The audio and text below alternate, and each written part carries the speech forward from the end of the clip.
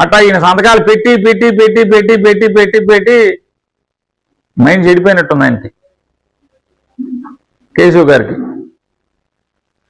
వెంకటేశ్వర స్వామి photo పట్టుకుని కింద బూట్లు వేసుకుంటే అపవిత్రం అనేది మీకు అనిపిస్తే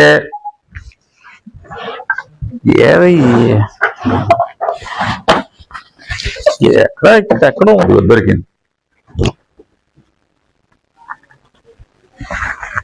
ఓ కేశవ్ గారు, అప్పుల మంత్రి, ఆర్థిక మంత్రి కాదు తమరు, అప్పుల మంత్రి. ఓ అప్పుల మంత్రి గారు, బూట్లు కనపడుతున్నాయా?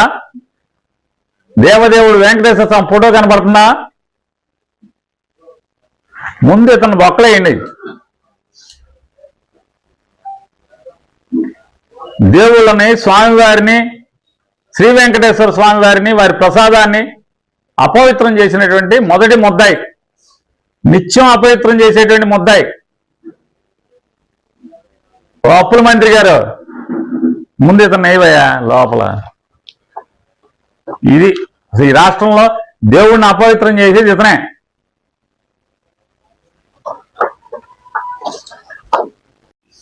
కొవ్వు కలిసిందని మీరే చెప్తారు, అదే కొవ్వు కలిసిందని వాడేస్తారు మీరు. సిబిఐ ఛార్జ్షీట్లో చెప్తుంది కదా ఇదంతా. సిబిఐ ఛార్జ్షీట్లో ముద్దాయిలుగా పేర్కొన్నటువంటి ప్రీమియర్ యాగ్రో నారా చంద్రబాబు నాయుడు గారు 2014 నుంచి 19 దాకా 90% దేవుడికి అవసరమైన 90% నెయ్యిని సప్లై చేసిన 2014 to 19 90% ప్రసాదానికి వాడినటువంటి నెయ్యిని సప్లై చేసిన ప్రీమియర్ యాగ్రో సిబిఐ ఛార్జ్షీట్లో ముద్దాయిగా ఉందా లేదా? మరి ఆ ప్రీమియర్ యాగ్రో ముద్దాయిగా ఉన్నటువంటి ఆ ప్రీమియర్ డైరీలో ఉన్నటువంటి ఆశీష్ గుప్తా, రేణు గుప్తా, సౌరవ్ అగర్వాల్ దాని ఓనర్లు కదా, వాళ్ళు హెరిటేజ్లో షేర్లు ఉన్నాయని అంటున్నారు కదా, వాళ్ళకి హెరిటేజ్లో వాటాలు ఉన్నాయి అంటున్నారు కదా. మరి ప్రీమియర్ 90% ప్రీమియర్ యాగ్రో అవునై మీరు కొంటారు 14-19లో. ఇవాళేమో వాళ్ళు సప్లై చేసిన ఆవునై మంచిది కాదు అని చెప్పిన సిబిఐ ఛార్జ్షీట్లో చెప్తుంది, అది కల్తీదని చెప్పని, దాంట్లో వెజిటబుల్ ఆయిల్ ఉందని చెప్పి ముద్దాయిలు అని చెప్పి చెప్తుంది. ఆ ముద్దాయిలుగా పేర్కొన్నటువంటి మీ టెన్యూర్లో మీరు ముఖ్యమంత్రిగా ఉండగా 90% వాళ్ళ దగ్గరే కొని ఇవాళ వాళ్ళకేమో మీ దగ్గర వాటాలు ఉంటాయి. వాళ్ళకి ఇవాళ హెరిటేజ్కిను ఈ దేవుడి నెయ్యి సప్లైదారులకి సంబంధాలు లేవంటారు. ప్రతి సప్లైదారు మొత్తం చూస్తే అన్ని అక్రమ సంబంధాలే కదా, అందరూ వాటాదారులే కదా, ఏదో ఒక లింకు.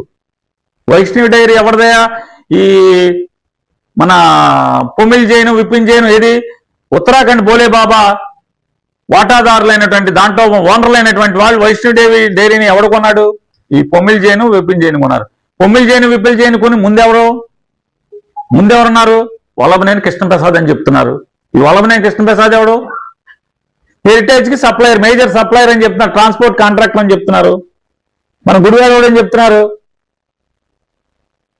చూడండి అసలు ఎంత అక్రమ సంబంధాలు, ఎక్కడ చూసినా లింకులు, ఎక్కడ చూసినా ఈయన అయ్యోడికి ఈయనడు భోలే బాబా దగ్గర నుంచి ప్రీమియర్ దగ్గర నుంచి అందరికీ హెరిటేజ్లో లింకులు. అయితే వాటాదారులు లేదా దాంతో వ్యాపారం చేసేవాడు ఎవడొకడు. మరి రోజు గొడవ జరుగుతుంది కదా. ఆ కంపెనీ పేరు ఏంటండి? మహారాష్ట్రలో ఇప్పుడు మా వాళ్ళు హెరిటేజ్కి దానికి అక్రమ సంబంధం ఉందని చెప్తున్నారు కదా.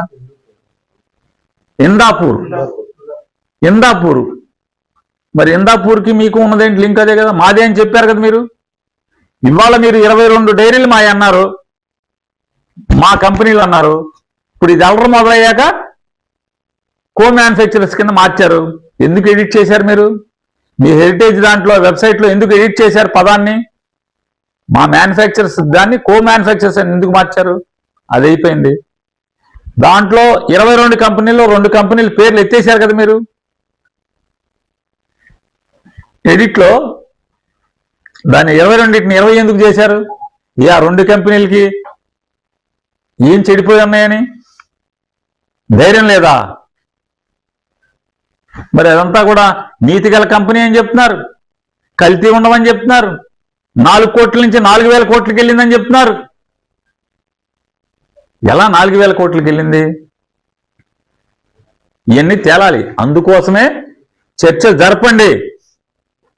అందుకోసమే చెప్తాం, వెంకటేశ్వర స్వామి నెయ్యి సప్లైర్లందరికీ హెరిటేజ్ కంపెనీతో ఏదో ఒక అక్రమ సంబంధం, ఏదో ఒక చుట్టరికం. అయితే ఆ ట్రాన్స్పోర్ట్ కాంట్రాక్టరా, లేకపోతే అక్కడ నెయ్యి అమ్ముతాడా, లేకపోతే పాలు అమ్ముతాడా, చీజ్ అమ్ముతాడా హెరిటేజ్కి, ఏదో ఒక లింకే కదా, ఏదో ఒక లింక్ ఉంది కదా. నిన్నారు ఎవరో చెప్తున్నారు ఏదో సంఘం ఎవరో ఉన్నాడని.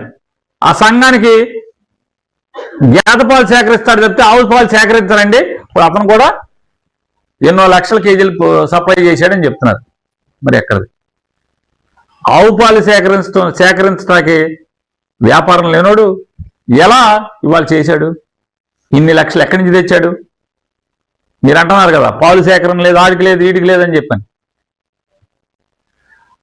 కాబట్టి మీకు చేతనైతే ఊరికే ఎన్ని సూక్తి ముక్తావళి కబుర్లు ఇవన్నీ చెప్పకుండా మీరు నిజాయితీ పరులైతే కౌన్సిల్లో చర్చించండి.